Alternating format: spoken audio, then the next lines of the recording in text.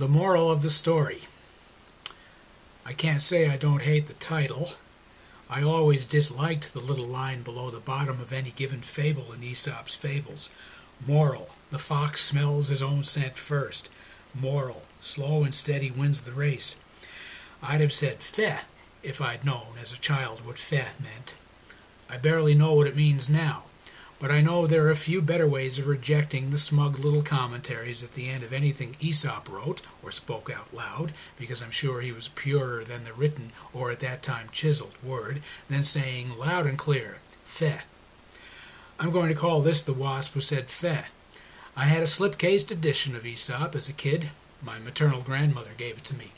It had a purple slipcase, purple like the burgundy everyone drank at the dining room table on Sundays when my mother cooked a leg of lamb. He who laughs last laughs best, she might say, as a guest passed a plate for a second dollop of mint jelly. We must assume it was the last of the mint jelly. Mom used an old saying to comfort the person asking for the last spoonful. I was anti-mint jelly then. I detested the little sprig of pine it came with. In addition, I was against lamb. "Don't be afraid to eat the gristle, Fred," Mom would say. I always used to cut the fat off and would almost gag at the gamey taste of the lamb. "This is delicious joy," a nice adult would say. Then it was time for Yorkshire pudding. It was a sort of omelet with a lard-soaked crust. "This Yorkshire pudding is scrumptious," another adult might say. I would accidentally knock over a glass of milk. "God damn it to hell, Fred," my mother would shout. Someone would take one of the massive cloth napkins we used on Sunday when friends were over and throw it over the pool of milk.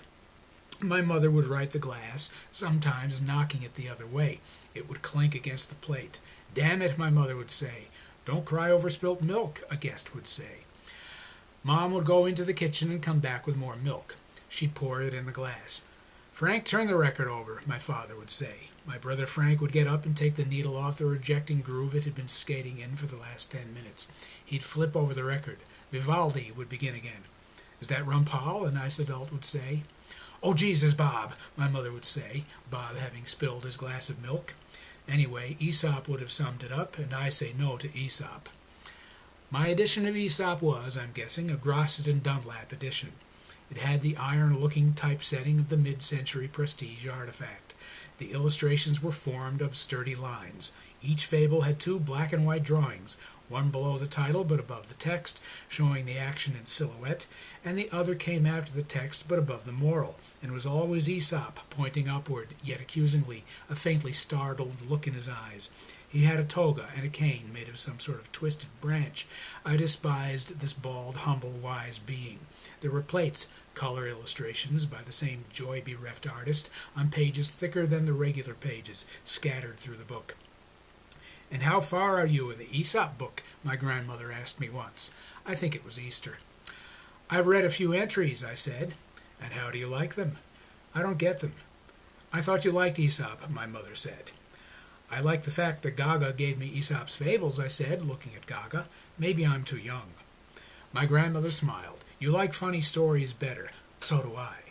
Gaga had given me several Charles M. Schulz collections. They were the Holt, Reinhardt, and Winston editions, with the pages sewn at the binding, not glued like the Signet reprints.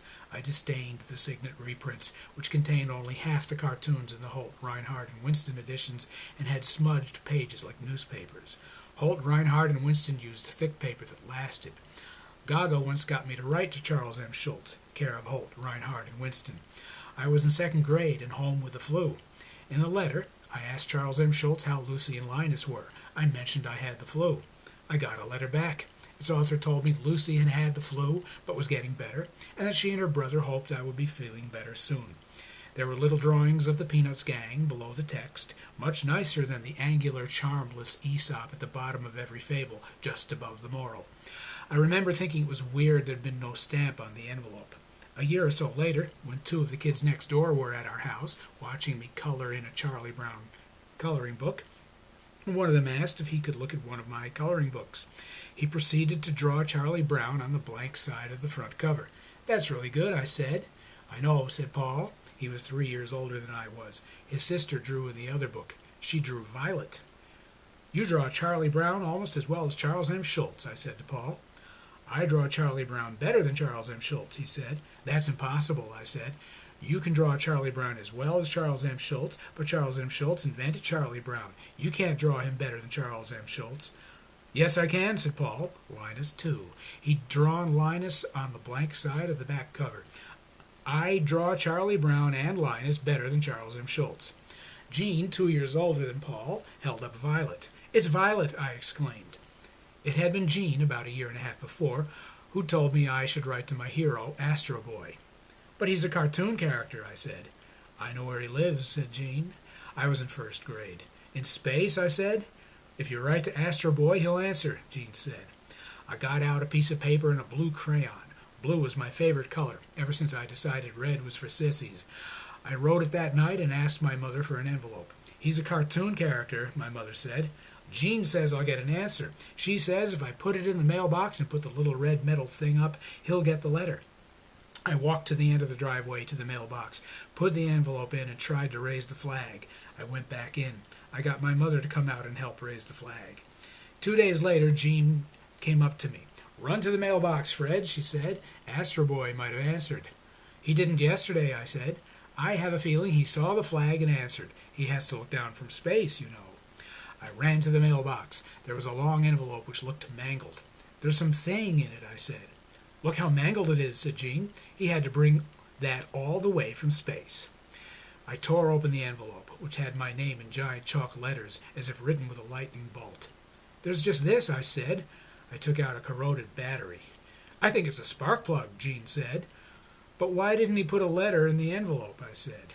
Astro Boy can't write, Jean said. He doesn't know Earth language. I was thrilled. It's from space, I said.